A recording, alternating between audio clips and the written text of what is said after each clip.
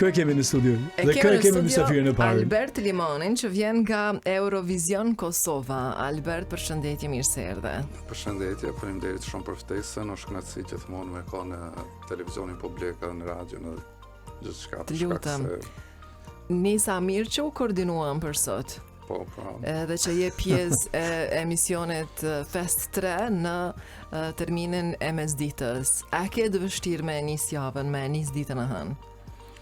Për mua nuk është ndoshta kështu e vështirë, për shkak se ditët e pushimit i kam 2 ditë diellën të hënën, kështu që hënia për mua është një lloj vikendi, kështu që nuk është e vështirë, pastaj të martën fillon java për mua. Po flas për javën e punës. Të hanën zakonisht e shfrytëzoj për të kryer ndonjë punë që kanë të bëjnë sigurisht me administrative kështu. Dhe për të shkuar mysafir në emisionin siç edhe këtu tek ne.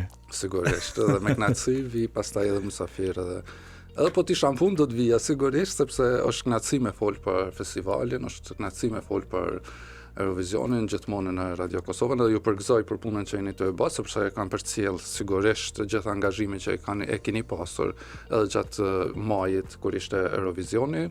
Pra ne jemi lidhur disa herë nga Bazeli, po ashtu ju përgëzoj edhe për punën që po e bëni për festivalin. Kemi nisë këtë lloj bashkëpunimi që me Eurovisionin, ëh? Po. Kur kishim programin special kushtuar për një javë të tërë edicionit të radhës të Eurovisionit dhe tani do të kalojmë tek festivali, apo? Po. Gjevati ka shkruajt, sa ka shkruajt thot është Edmond Islami. Për çudi ka shkruajt emër dhe mbi emër që mund me fazon.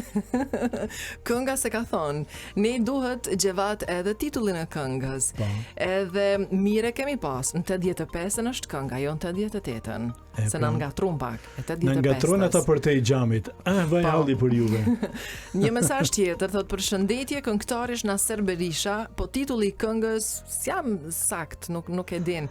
Zylfia ka shkruajt, Naser Berisha ka marrë pjesë në akorde këtë herë? Jo. Ja, nuk e besoj, në vitet e 80-ta jo. Se në shtë fundit ishim një vitin në 1990, po nuk e di, nuk jam i sigurt. Jo. Do ta pyesim në herë kur do ta kemi këto. Pa. Albert, ti e ke përcjell festivalin e këngës, ke qenë edhe afër, edhe disa biseda që ke pas me gazetar, edhe edicionin e parë dhe edicionin e dytë, tash i afër edhe të edicionit e tretë, madje ke pa edhe skenën, kështu pak privatisht bisedum, bukur duket edhe si vjet. Absolut, duket një prej skenave më të mëdha. Unë jo vetëm që shikoj festivalin e RTK-s, po shikoj edhe festivale tjera që organizojnë shtete tjera për ta zgjedhur këngën për Eurovision. Po sa i përket skenës, pothuajse ne i tekalojmë, domethënë shumë shtete që janë ndoshta të zhvilluara edhe po. Që janë të zhvilluara edhe ekonomikisht edhe sa i përket organizim me kulturës. skenë me apo?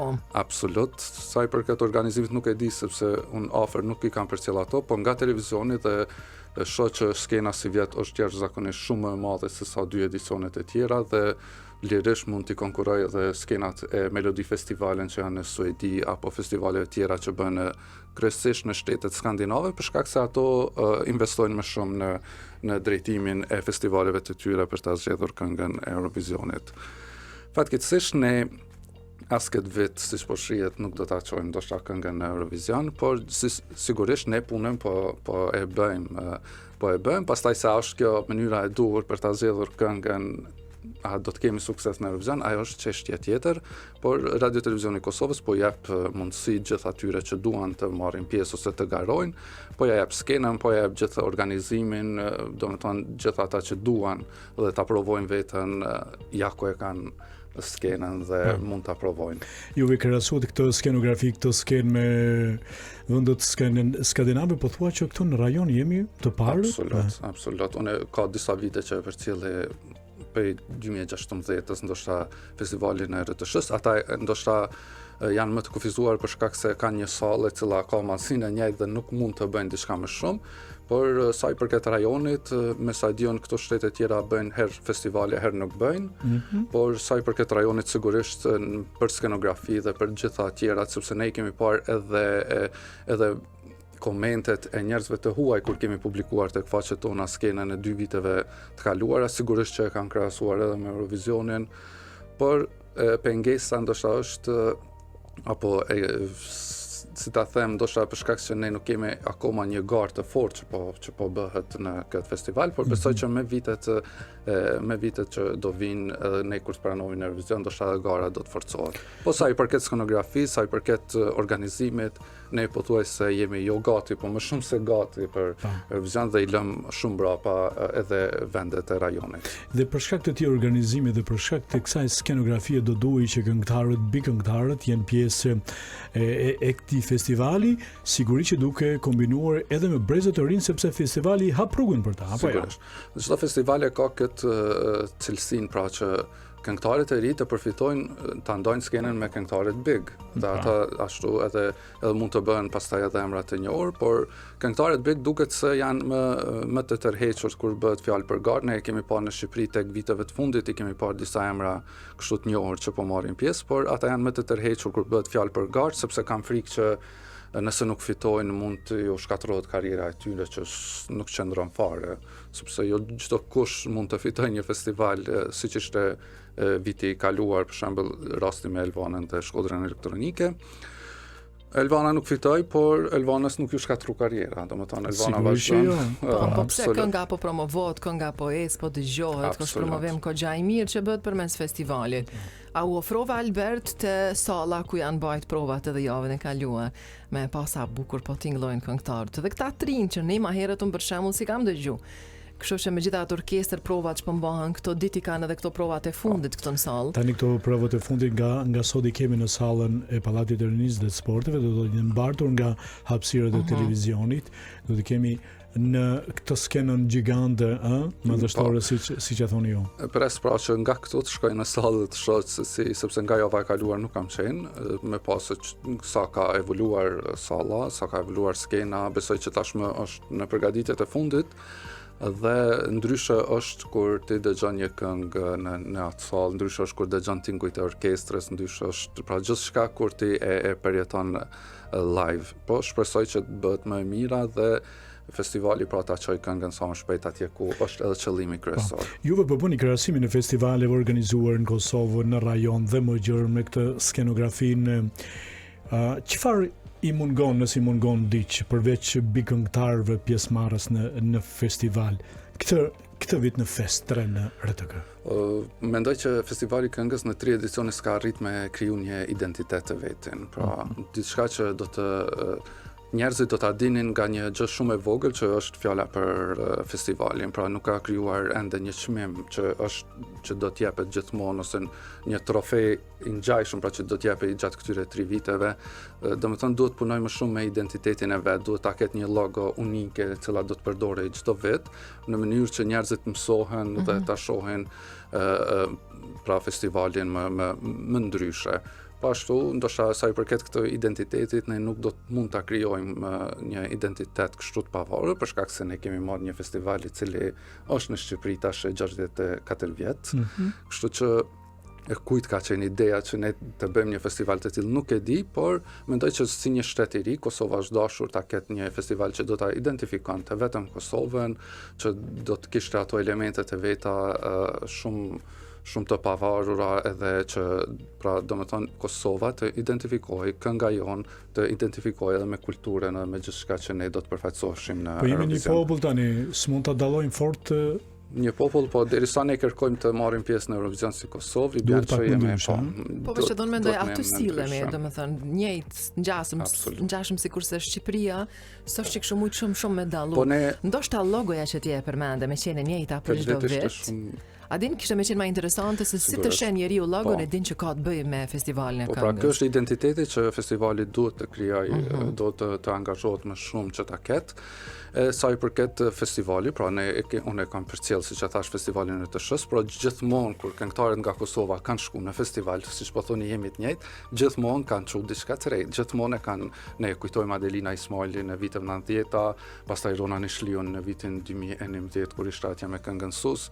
Pra gjithmonë këngëtarët nga Kosova kanë qenë pak më të dalluar sa i përket talentit, ndoshta edhe të veçantë. Po, nuk është që them se unë jam nga Kosova, po vërtet po, e kemi parë në Eurovision që është këngëtarja nga Kosova që i ka jep Shqipërisë suksesin më të madh, që akoma e ka, domethënë, është fjala për Rona Nishliun.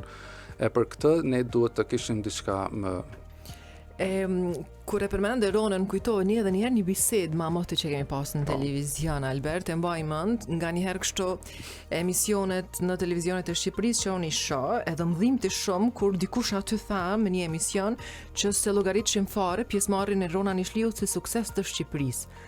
Ata i kërkojshin suksesin e Shqipërisë me këngëtar të Shqipërisë. Po. Se kur tha dikush prej aty, prej emision panelistëve thanë, jo se që edhe Rone kemi pas që ka arrit shumë deri këtu. Jo, tha ajo nuk është e jona, është e Kosovës. Fatkeqësisht Sa ne keq që kemi po bën vrejt. këto ndësi, a? E ke vrejtë Ne edhe ti? kemi vrejt sepse thash jemi në backstage çdo vit që nga viti 2015 me Atsadi dhe e shohim këtë dallimin, pra ka pasur zëra që këngëtarët nga Kosova të mos pranohen fare në garë.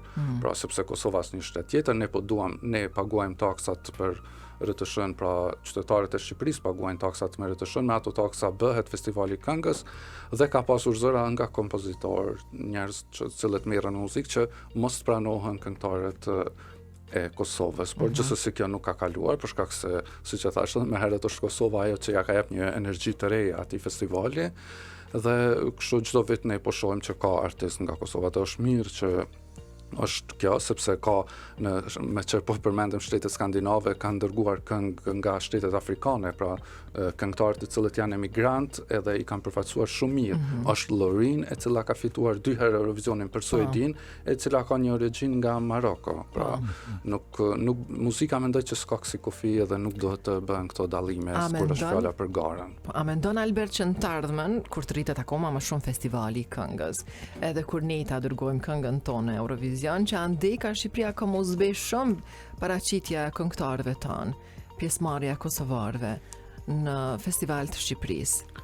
Unë mendoj që kjo zbehja e këmë vrejtë këto viteve të fundit, për shkak se nuk po shohim më shumë se 2-3 emra nga Kosova të cilët po marrin pjesë atje, por gjithsesi festivali i këngës në RTS ka ndryshuar shumë.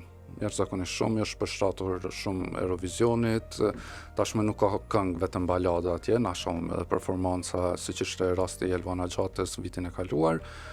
Por nuk e di tash ta them që festivali i këngës do t'ja merr këngëtar të festivalit të Shqipërisë, nuk besoj, për shkak se ne po shohim këtë vit kemi shumë këngëtar nga Shqipëria në festivalin ton dhe kjo është gjë e mirë sigurisht, sepse të gjithëve duhet jepet hapësira, jo vetëm nga Shqipëria, por edhe nga Mali dhe kudo tjetër. Pra ne nuk duhet të krijojmë kufizime. Ne mund të pranojmë edhe këngëtar të cilët nuk janë ndoshta shqiptar, thjesht për të arritur suksesin në Eurovision, sepse ajo është qëllimi kryesor. Për fund edhe një pyetje, a ka shpresë vitin që vjen kënga e festivalit këngës në RTK që po bëhet me shku në Eurovision, a jena larg kalo? Eurovisioni vitin e ardhshëm e bën 70 vjetar, domethënë edicionin e 70. Janë duke u rikthyer shumë shtete të cilat janë tërhequr në Eurovision. Mendoj që do duhet të kishte një angazhim gjithë shteti i Kosovës në mënyrë që ta kishte një ftesë, ndoshta jo për garë, por të ishte kënga e festivalit të shkonte si e ftuar, siç ndodhi me Australinë vitin 2015. Një angazhim të tillë fatkeqësisht unë s'e kam pa nga askush, kështu që edhe nëse ne presim që ata të na lusin që ne të marrim pjesë vetëm pse bëjmë një festival, kjo nuk qëndron, për shkak se duhet angazhim shumë më i madh në IBU, e dim shumë mirë pozicionin e Kosovës ndërkombëtarisht, sepse disa shtete atje e kundërshtojnë akoma, por si të ftuar ndoshta do të kishte mundësi, me qenë se është edicioni 70, sepse Australia më u ftua në edicionin e 60. Dhe sot është shtet dhe vazhdon të jetë pjesë e Eurovisionit. Albert, faleminderit që erdhe këtu tek mesdita në RTK Radio për të folur rreth festivalit, edicionit të tretë të festivalit të këngës në RTK. Kemi bërë një krahasim me festivalet që organizohen në rajon dhe më gjërë. E thatë dhe ju, skenografia është jashtëzakonshme, gjigante, do duhet punojmë më tepër në prurit të reja, pse jo me vlerë dhe bikëngëtar për të na përfaqësuar denjësisht, kujdihet ndoshta mas 2 vjetë, 3 vjetë, edhe në Eurovision. Faleminderit shumë Albert, sukses në punën që e bën. Është kënaqësi, faleminderit shumë.